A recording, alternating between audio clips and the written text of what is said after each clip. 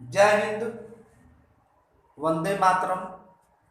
मैं Rakesh sir from Bihar district Saran and village Derni.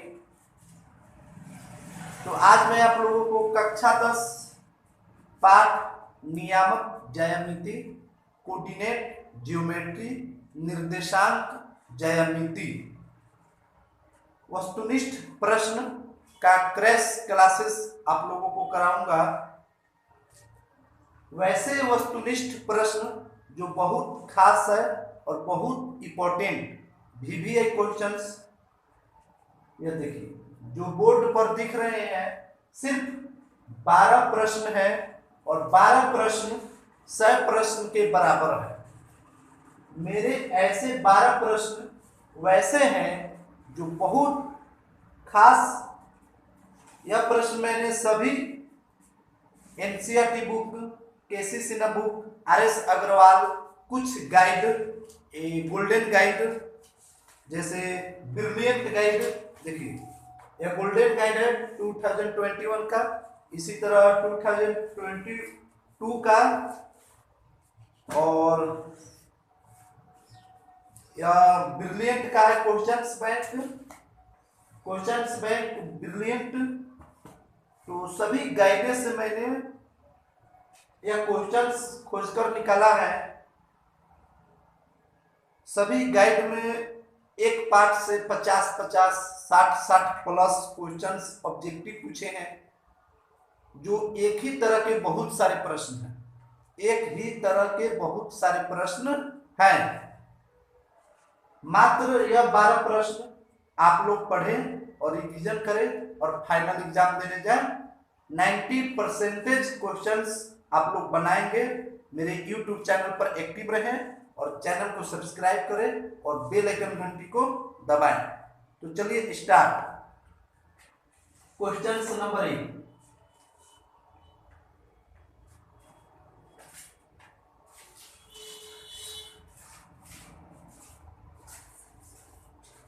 देखिए दो नियामक बिंदु यहां पर हैं। बिंदु के नियामक, मध्य बिंदु के नियामक या केंद्रक क्या होंगे? जो दो नियामक बिंदु हैं, इनके मध्य बिंदु के नियामक या केंद्रक या जी का मान क्या होगा? क्या होगा? नियामक बिंदु क्या होगा? मध्य बिंदु के नियामक क्या होगा? तो जब भी ऐसे प्रश्न होंगे तो उसको हम लोग x1 प्लस x2, देखिए 3 और -3, 3 और -3 को जोड़ेंगे तो 0 और 8 4 12, 12 का आधा।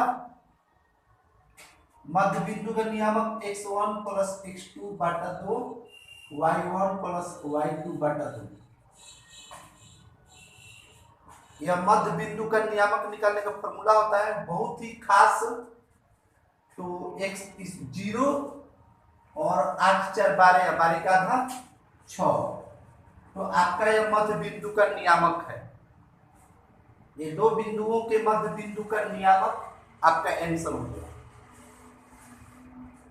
क्वेश्चन नंबर 2, -3 और -5 किस पाद में स्थित है?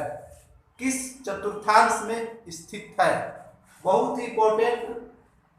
तो देखिए नियामक ज्यामिति में 4 चतुर्थांश होते हैं। 4 चतुर्थांश, कार्तीय तल इसको बोला जाता है। यदि आप लोग नियामक ज्यामिति के बारे में नहीं जानते हैं तो मेरा एक वीडियो स्पेशल कॉन्सेप्ट के साथ अपलोड है, वह वीडियो आप लोग देख सकते हैं। बहुत ही अच्छा वीडियो है, आप लोग जरूर देखिए। उसमें नियामक ज्यामिति से संबंधित सभी तथ्य आप लोगों को बताया गया है। तो देखिए प्लस प्लस, ये हो गया माइनस प्लस, माइनस माइनस और प्लस माइनस। 4 चतुर्थांश होते हैं। प्लस प्लस प्रथम में, माइनस प्लस द्वितीय में, इसको प्रथम, इसको द्वितीय, इसको तृतीय। तो देखिए ये आपका किस चतुर्थांश में स्थित है? तृतीय, थर्ड। तृतीय चतुर्थांश में स्थित है।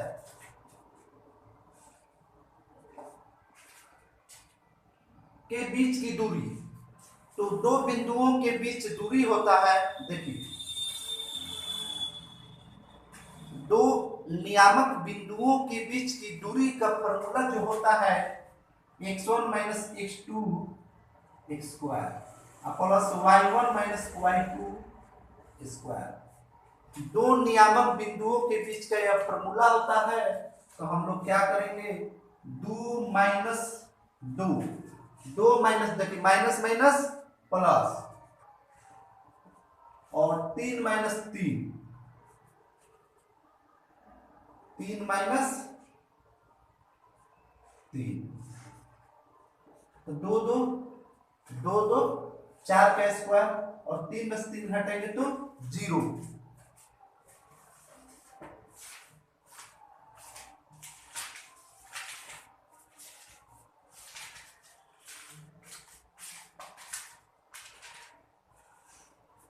दो बिंदुओं के बीच का दूरी होता है 3 में से 3 0 का स्क्वायर, 4 का स्क्वायर 16, और 16 का वर्गमूल 4, तो आपका उत्तर जो होगा इसका 4 हो जाएगा आंसर।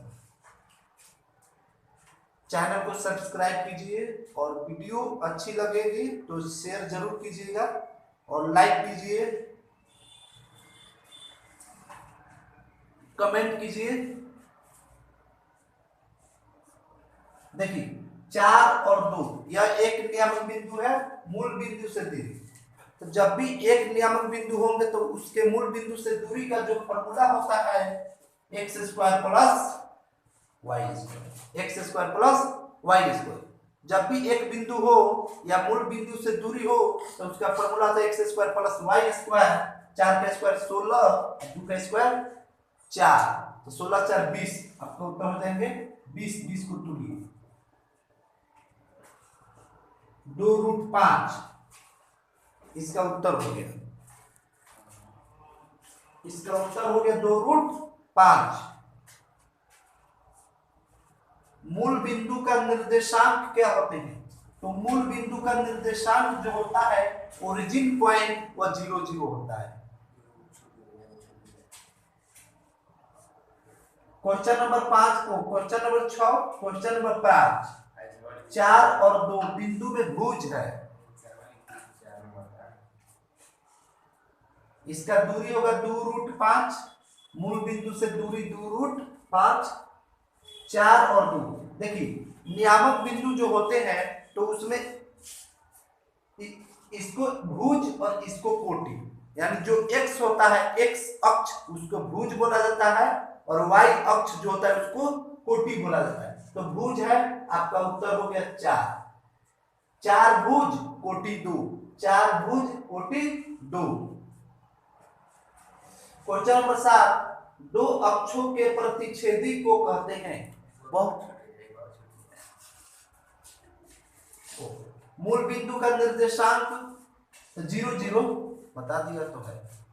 क्वेश्चन नंबर 7, दो अक्षों के प्रतिच्छेदी को कहते हैं, तो देखिए दो अक्ष के प्रतिच्छेदी को हम लोग क्या कहते हैं, मूल बिंदु। क्या कहते हैं, मूल बिंदु। जो दो अंक का प्रतिच्छेदी बिंदु को क्या कहते हैं, मूल बिंदु। क्वेश्चन नंबर 8, त्रिभुज के शीर्ष 5 6 -9 4 7 5 है, इसके केंद्रक मध्य बिंदु क्या होगा, बहुत ही इंपॉर्टेंट। देखिए जब 3 बिंदु दिया हो तो मध्य बिंदु के नियामक या केंद्रक या जी का मान क्या होगा, तो मध्य बिंदु ऐसे निकलेगा, इसमें x1 x2 है तो इसमें x1 plus x2 plus x3 हो जाएंगे, x1 plus x2 plus x3 बटा 3, y1 plus y2 plus y3 बटा 3। तो देखिए कहाँ है, ये शीर्ष 5 में से 9 जाएगा तो -4, अब -4 में 7 जोड़ेंगे तो 3, इन तीनों को जोड़ेंगे x1 x2 x3, तो 7 5 12, अब 12 में से 9 घटाएंगे तो 3, और 3 में 3 से भाग करेंगे तो कितना हो जाएगा 1, तो 1। और देखिए 6 4 10 आप 5 15, आप 15 में 3 से भाग करेंगे तो ये 15 में 3 से करेंगे तो 5, आपका उत्तर हो गया। यानी 5 माइनस 9 जोड़ 7 बटा 3 और 6 जोड़ 4 जोड़ 5 बटा 3, 7 5 12 12 में से 9 गया 3 3 बटा 3 हो गया 1, 6 4 10 और 5 15, 15 बटा 3 हो गया 5। क्वेश्चन नंबर 9, त्रिभुज का क्षेत्रफल बहुत ही इंपॉर्टेंट, त्रिभुज का क्षेत्रफल बहुत ही इंपॉर्टेंट है। तो देखिए त्रिभुज का क्षेत्रफल का फॉर्मूला यह होता है x1, बहुत ही आसान, इसको याद करने का ट्रिक होता है x1 x2 x3। हाँ 1/2 इसमें सॉरी 1/2 होते हैं। 1/2 x1, देखिए प्रचार हो रहे हैं, बहुत ही यहाँ पर इलेक्शन में धक्का मुक्की चल रहा है और बहुत ही ज्यादा प्रचार हो रहा है। 12 तारीख को इलेक्शन है और आज अंतिम दिन है, आज तक प्रचार होंगे और इसके बाद में प्रचार नहीं होगा। 12 तारीख को इलेक्शन, आज है अंतिम दिन, इसके बाद में आप लोगों को डिस्टर्ब नहीं होगा। तो प्लीज आप लोग कमेंट ना कीजिए कि बैक के साउंड क्या हो रहा है, क्या बज रहा है, क्या गाना, वैसे कमेंट मत कीजिएगा। तो यह फॉर्मूला होता है, देखिए आप लोग इसको नोट कर सकते हैं। क्वेश्चन नंबर 10, यदि बिंदु श्रेणी है, देखिए यदि यह बिंदु श्रेणी है तो k का मान निकालें। तो श्रेणी त्रिभुज का क्षेत्रफल होता है, इसको हम लोग बनाते हैं। और 11 नंबर सवाल देखिए, अंतःविभाजन सूत्र। अंतःविभाजन सूत्र यह होता है आपका, बहुत ही इंपॉर्टेंट है। अंतःविभाजन सूत्र होता है जब m/3 नहीं, यानी 2 अनुपात में बांटेंगे तो उनके अंतानुपात का फॉर्मूला जो होता है अंतःविभाजन सूत्र का, mx2 + nx1 m + n, my2 + ny1 + m बटा m + n। यही जब माइनस हो जाएंगे माइनस तो ये बाह्य विभाजन सूत्र हो जाएगा। जब माइनस हो जाएंगे तो यह हो जाएगा आपका बाह्य विभाजन सूत्र। 12 नंबर सवाल, किसी बिंदु की x अक्ष को दूरी को कहते हैं, x अक्ष को भुज, x अक्ष को क्या कहते हैं, भुज, और y अक्ष को कोटि। तो चलिए आपका एक बात 10 नंबर सवाल बहुत इंपॉर्टेंट है। 10 नंबर सवाल, इसको हम लोग सॉल्व करेंगे।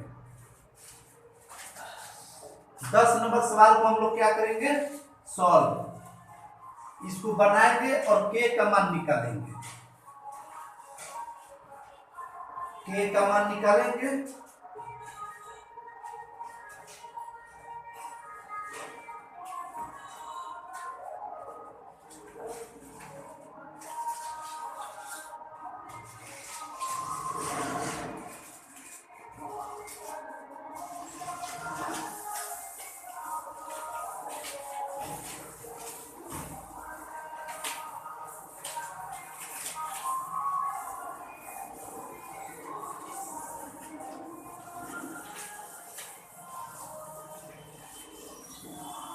मेरे ककराहट पंचायत में माननीय मुखिया कैंडिडेट जो है 27 मुखिया कैंडिडेट अब की बार इलेक्शन लड़ रहे हैं, चुनाव कुछ ज्यादा ही है, ये तो कम है। इससे पहले जो हुआ था इलेक्शन, ये 5 साल पहले मुखिया कैंडिडेट, तो उसमें 37 मुखिया कैंडिडेट थे और 37 जब हो गए तो मान लीजिए 37 अपना अपना प्रचार करने के लिए बोलोरो, स्कॉर्पियो, बाजार, डीजे सब कुछ पूरा जोरों में चल रहा है, दारू सारू। तो प्लीज आप लोग वैसे कैंडिडेट को चुने जो ईमानदार हो, जो शिक्षित हो और जो उसके लायक हो, उसी मुखिया को चुने जो मुखिया लायक हो, अन्यथा दारू और पैसा पर आप लोग ना जाए।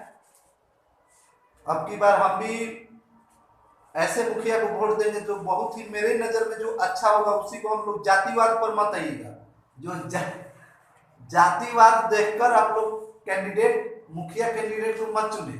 जो अच्छा हो, जो ईमानदार हो, किसी भी जाति का हो, उसको आप लोग सपोर्ट कीजिए, उसको मुखिया बनाइए, गांव का विकास कराइए। नहीं तो फिर 5 साल खराब जाएगा। एक गाना बज रहा है मेरे इलेक्शन चुनाव में पंचायत में कि कौन सा गाना है, 5 साल आउर 5 साल थी अर्जी बा हमार मर्जी राउर, बहुत ही फेमस। अर्जी बा हमार मर्जी राउर, ना चुनम सोच के ना चुनम तो चुना जाई बाउर, फिर कहम 5 साल आऊ, 5 साल आऊ। नहीं कहने आ रहा है, यह बहुत ही चुनाव प्रचार में बज रहा है कि अर्जी है हमार और मर्जी बा आपका, और ना बनिया चुनम तो चुना जाई बाऊ, अब फिर कहम 5 साल आऊ। तो इसीलिए बढ़िया को चुनिए, नहीं तो 5 साल फिर आऊ आऊ मत कीजिएगा कि 5 साल आऊ। चलिए क्वेश्चन नंबर 10, इसमें हम लोग के का मान निकालेंगे। बहुत ही वीवीआई है, बहुत इंपॉर्टेंट, के का मान। तो देखिए दिया है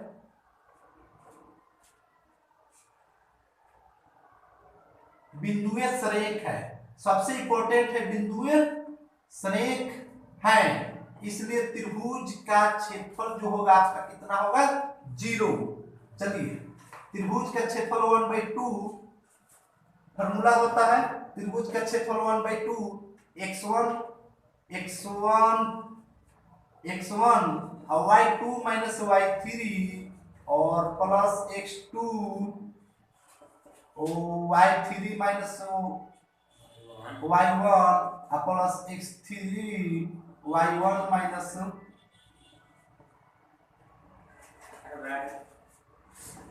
x1 y2 minus y3 y3 minus y1 y1 minus y2, आपका 0। त्रिभुज का क्षेत्रफल कितना है, 0, क्योंकि सरेख है, दिया है, त्रिभुज का क्षेत्रफल 0 होंगे। यहाँ पर हम लोग मान भर के बनाएंगे, सीधा हम लोग 1/2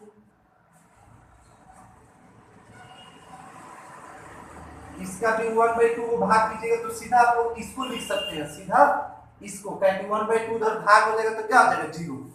1/2 उधर भाग होगा तो 0, हम लोग सीधा इसको भरते हैं।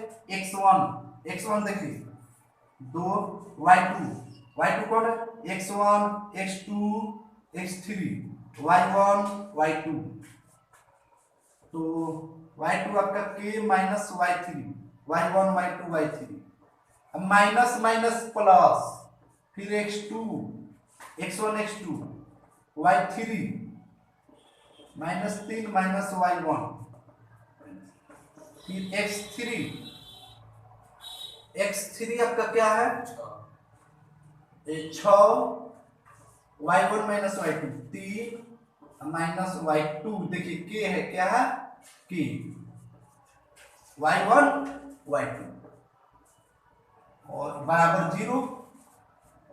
अब इसको गुना कीजिए, 2k प्लस 2 3 6, 2k प्लस 2 3 6 और -3 -3 -6 -3 -3 -6 अब -6 गुना कीजिएगा तो -24, इसको भी गुना किए 6 3 18 और -6 के 2k और -6, तो 2k में से 6k को घटाइए तो कितने हो जाएंगे, -4k, 2k में से 6k को घटाइए -4k और 18 6 24 24 कैंसिल, 24 कैंसिल बराबर 0, इसलिए k का मान 0। जब k का मान 0/4 आ गया तो 0, आपका k का मान क्या हो गया, 0।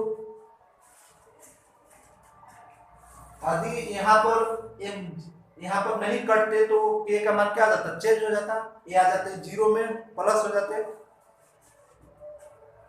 जय हिंद, वंदे मातरम।